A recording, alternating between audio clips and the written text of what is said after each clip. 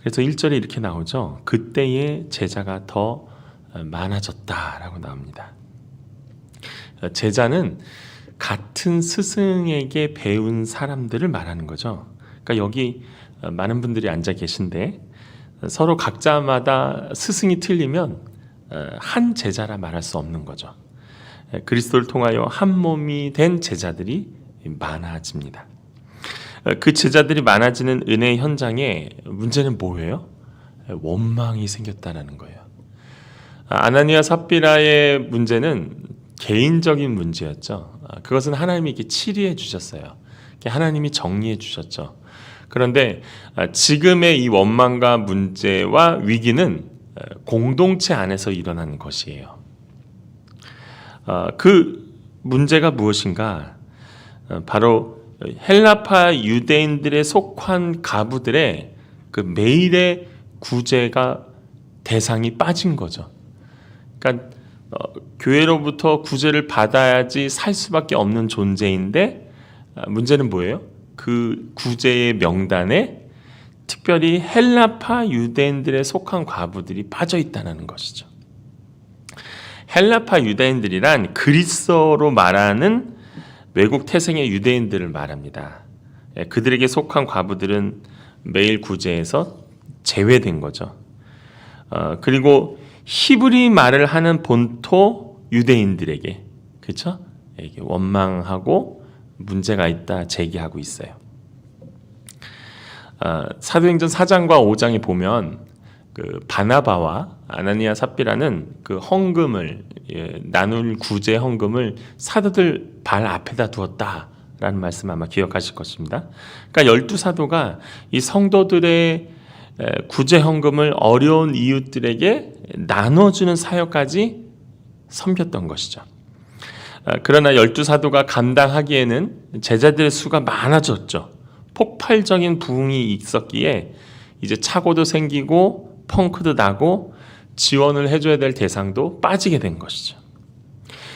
근데 이런 문제는 보편적인 실수가 아니라 사실은 헬라파 유대인들의 과부만 구제에 빠지는 편향적인 문제라는 거예요. 그러니까 잘못하면 어떻게 되죠? 교회가 두 개로 나눠질 수 있는 위기에 봉착한 겁니다. 그래서 때로는 이런 문제 제기, 위기가 닥쳤을 때 때로는 사역이 멈춰야 되는 이 문제가 발생했을 때 그것을 우리가 지혜롭게 돌아보는 것이 필요합니다. 이러한 돌발 상황 가운데 사도들이 택한 것은 무엇인가? 3절에 나오죠. 한번 같이 읽겠습니다. 시작. 형제들아 너희 가운데서 성령과 지혜가 충만하여 칭찬받는 사람 7을 택하라. 우리가 이 일을 그들에게 맡기겠다 그러죠. 구제 사역을 맡길 수 있는 사람을 세우는 것입니다. 그렇죠? 그래서 형제들 중에 남자들 중에 너희 가운데서 그러니까 아무리 뭐 구제 사역을 잘하는 전문인이 있다 하더라도 지금 사람을 누구 가운데서 세우는 거예요? 제자들 안에서 성도들 안에서 세우고 있는 거죠. 자, 오늘 특별히 성령이 충만한 자를 세웁니다.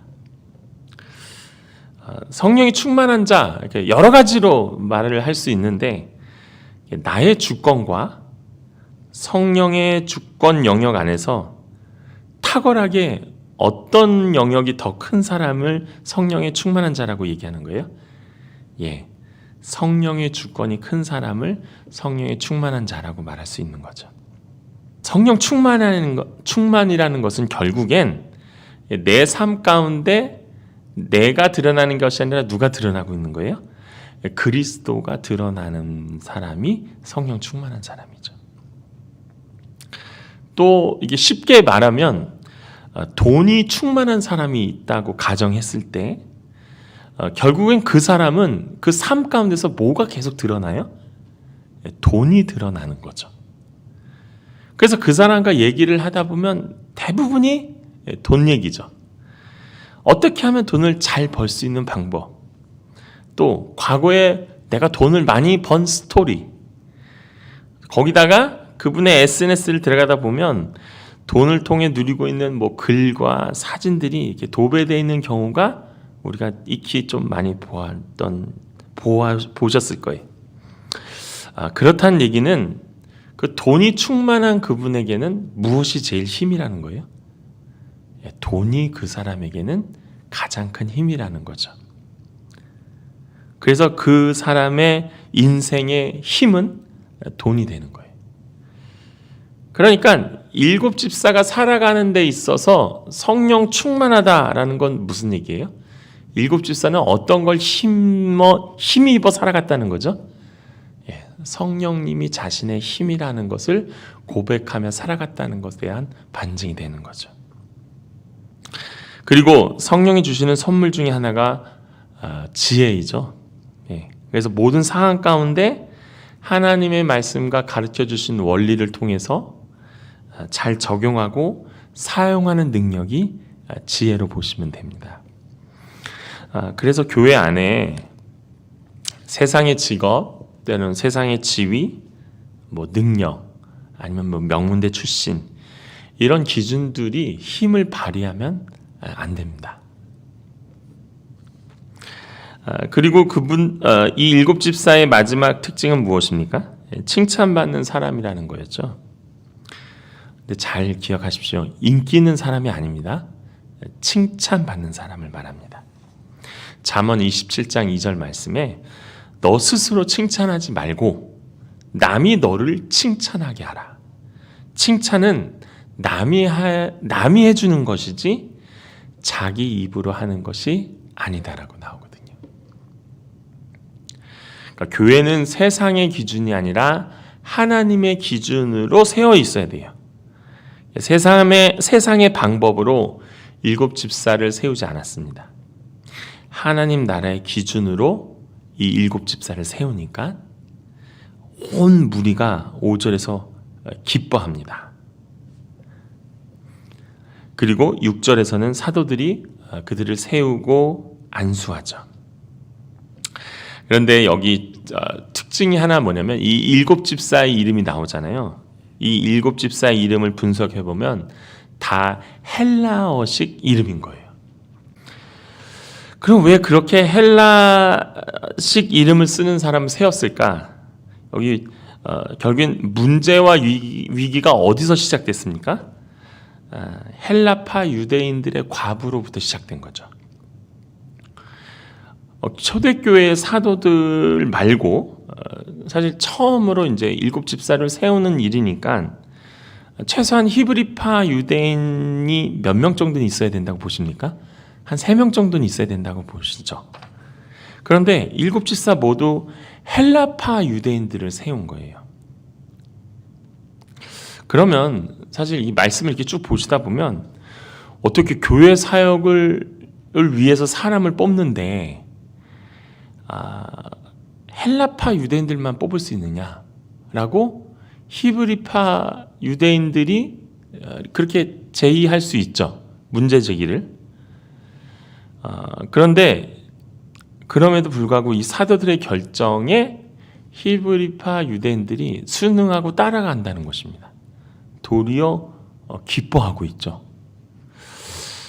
우리 교회 안에 또 저희 가정 안에 내 안에 이런 모습이 넘치기를 정말 소망합니다.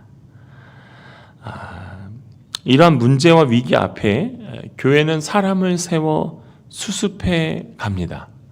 그리고 그 결과로 7절의 말씀이 우리에게 오늘 도전이 되는데요. 한번 같이 읽겠습니다. 시작. 하나님의 말씀이 점점 왕성하여 예루살렘에 있는 제자의 수가 더 심히 많아지고 허다한 제사장의 무리도 이 도에 복종하니라. 여기 지금 특징이 뭐죠? 하나님의 말씀이 널리 전파돼요. 위기와 문제가 있었어요. 근데 이 위기와 문제를 하나님의 방법과 지혜로 사람을 세워요. 그리고 그 사람을 세운 것에 도리어 이번에는 히브리파 유대인들이 그것에 대해서 문제를 제기하지 않아요. 도리어 그것 또한 하나님이 결정하셨다라고 순응하고 받아들이는 거죠. 이런 말씀 안에 그런 협업들과 인정하는 것과 세우는 그 모든 것들을 기뻐했더니 하나님의 말씀이 널리 전파되고 거기다가 믿는 사람들의 수가 늘어나는 거예요. 그리고 가장 절정적인 것, 제사장들도 많이 믿게 됐다고 합니다. 이 6장 이전에 제사장들이 지금 뭐 하고 있었어요? 예수의 이름으로 가르치지도 말고 예수의 이름을 말하지도 말라라고 누가 많이 가장 앞섰는지 아십니까? 제사장들이었습니다. 사두개파죠. 근데 그들 또한 크리스찬이 되는 경우가 많아졌다는 거예요. 저는 이 7절 말씀을 개인에게 좀 적용시켜 보면 내 안에 때로는 이제 신앙생활을 하면서 위기와 문제들이 계속 발생하죠. 그런데 그런 위기와 문제를 성령의 충만함과 하나님이 주시는 지혜로 말미암아 극복했을 때 우리 안에 벌어지는 일들이 뭐예요? 첫 번째는 하나님의 말씀이 내 안에 흥황하게 된다는 거죠. 그래서 점점 하나님의 말씀의 영역들이 내 안에서 넓어지는 거예요. 두 번째는 뭐죠? 믿는 사람들 수가 크게 늘어났다고 한 거니까 내 안에 그런 선한 영역들이 흘러가는 거죠. 자, 결국 좀 더 구제를 잘하기 위해 7 집사를 세우는 것을 우리는 때론 조직이고 시스템이라고 말하기도 합니다. 그런데 이러한 전략적인 선택과 세움이 필요한 이유는 무엇입니까? 구제를 잘하기 위해서 하는 것 같지만 사실은 기도와 말씀, 사도들이 구제 사역까지 같이 했잖아요. 그러니까 지금 사도들이 선택한 것은 구제를 잘하기 위해서 7 집사를 세운 것 같아 보이지만 사실 사도들의 입장에서 보면은 그들은 기도하는 일과 말씀 사역에 힘쓰기 위해서 이렇게 결정합니다. 그러니까 오늘 혼자 하지 마십시오. 나의 일과 가사 일과 모든 것들을 좀 이렇게 나누는 일을 해보십시오. 그래서 우리 특별히 한국 부모님들은 그런 게 강하세요. 에이, 뭐 우리 애들이 뭐 그런 걸 알겠어. 또 애들은 그냥 공부해야 하고 누려야지. 그래서 보면 엄마들이 처음부터 끝까지 다 해주세요. 그쵸? 음식도 만들고 식탁에 세팅도 다 하고 뭐 수저 젓가락도 다 놓고 물도 갖다 주고 뭐 그렇지 않은 분도 계시지만 대부분 한국 분들의 어머니들은 혼자 다 하세요. 혼자. 근데 그러지 마십시오. 이렇게 나누세요. 가사일도 나누시고 사역도 나누시고 그래서 같이 협업하는 게 교회 안에 필요한 것이죠. 오늘 내가 무엇을 선택하고 무엇을 집중하냐가 참 중요한데요. 하나님이 우리에게 각자마다 주신 분깃들이 있어요. 그 분깃에 충실하십시오. 그 분깃에 집중하십시오. 그 분깃을 선택하십시오. 그래서 내가 오늘 일을 해야 된다고 한다면 그 일에 집중하고 잘 해야겠죠. 그래서 4절 말씀 사도들이 이런 고백을 하죠. 마지막인데요. 우리는 오로지 기도하는 일과 말씀 사역에 힘쓰겠다라고 고백해요. 새벽에 내가 기도하러 온 것 같지만 사실은 하나님이 저와 성도 여러분의 기도를 원하셔서 여기 불러주셨다고 믿습니다. 그리고 주님이 감당할 만한 자로 나를 선택해 주셨다는 거예요. 기도를 해야 되는 자로 나를 선택해 주셨다는 거죠. 그것이 은혜 아닙니까? 왜냐면 나는 기도할 수 있는 자가 아니거든요. 사실 그렇잖아요. 그러니까 새벽에 늘 신앙이 나를 중심으로 자꾸 시작되니까 힘든 거예요. 내가 또 오늘 교회를 가야지. 내가 또 오늘 일어나서 새벽을 깨워야지. 내가 뭘 해야지. 그러니까 자꾸 좌절하게 되고 나로 스타트가 되니까 내가 그 기대에 부응하지 못했을 때 자꾸 내 신앙이 흔들리는 거죠. 근데 이거 바꿔서 생각해 보시면 사도들이 기도하는 일과 말씀 사역에 힘쓴 것 같지만 결국에는 바꿔 얘기하면 이 위기 속에 하나님이 사도들을 통해서 무엇을 원하신 거예요? 너희들은 기도하는 일과 말씀 사역에만 힘쓰라고 분리시켜 주신 거잖아요. 그래서 화요일 날 말씀 나눴던 거 기억하십니까? 5장 41절에 사도들이 그 이름 예수를 위해서 능욕받는 모욕받는 일에 자기를 뭘로 여긴 줄 아십니까? 합당한 자. 이 합당한 자가 뭐예요? 드디어 내가 그리스도로 인해서 모욕을 당할 수 있을 만큼의 사람이 되었다라는 거예요. 그리고 그러한 주님을 위해서 감히 내가 희생당하는 자로 그렇게 나를 하나님이 가치 있게 여기셨다. 이것을 그들은 기뻐했거든요. 그렇죠. 또한 마가복음 13장 9절에 어떻게 나오냐면 너희는 예수님이 가르쳐 주셨죠. 너희는 스스로 삼가하라. 왜요? 사람들이 너희를 공회에 넘겨주겠다라고 미리 말씀하세요. 그리고 너희를 회당에서 매질할 것이다라고 예수님이 이미 사도들에게 가르쳐 주셨어요. 나로 말미암아 너희가 권력자들과 임금들 앞에 설 것이다라고 그래요. 그리고 그들 앞에 나를 너희가 증거하겠다라고 마가복음 13장 9절에 정확히 말씀하시거든요. 그러니까 사도들이 자기가 채찍을 맞으면서 공회에 서갖고 그들에게 모욕을 받으면서 무엇을 생각해요? 내가 왜 예수 때문에 이런 상황들을 당해야 되는 거냐라고 생각하는 게 아니라 매질을 당하면서 감옥에 갇히면서 공회원들에게 끌려다니면서 뭐 생각해요? 예수님이 말씀하신 것. 예수님 뭐라고 하셨는데요? 너희가 공회에 넘겨질 것이다. 너희는 회당에서 매질을 당할 것이다. 그러니까 사도들 입장에서는, 제자들 입장에서는 예수님이 말씀하신 그 말씀이 지금 현장 내 삶에서 지금 뭐 하고 있어요? 이루어지고 있는 거예요. 그걸 뭐라고 그래요? 말씀이 응해진 사람이라고 그러는 거잖아요. 그러니까 사도들은 자신을 지금 어떻게 여기고 있다고요? 이러한 모욕받는 일에, 채찍받는 일에 이제 내가 합당한 자로 감히 주님이 하나님의 말씀이 내 삶에 응해진 자로 여겨지니까 기뻐할 수 있는 거예요. 이 기쁨은 세상에서 얻을 수 있는 것이 아니라 하나님의 말씀이 발견될 때 얻을 수 있는 기쁨이라는 거예요. 오늘 뭘 말하고 싶으냐? 보세요. 사도들은 오로지 기도하는 일과 말씀 사역에 힘쓰고 싶어서 구제 사역을 7 집사에게 나눠줬다는 거예요. 그러니까 7 집사는 사실 그 사역 때문에 생긴 거지만 사도들의 입장에서 보면 나는 하나님 앞에 어떤 것들을 합당하게 받은 사람인 거예요? 기도하는 자, 그리고 말씀을 가르치고 전하는 자로 내가 감히 하나님 앞에 그렇게 여겨지고 그렇게 가치 있게 됐고 그렇게 합당한 자로 나를 부름받았다는 거예요. 오늘도 살아가면서의 문제와 위기가 다 있습니다.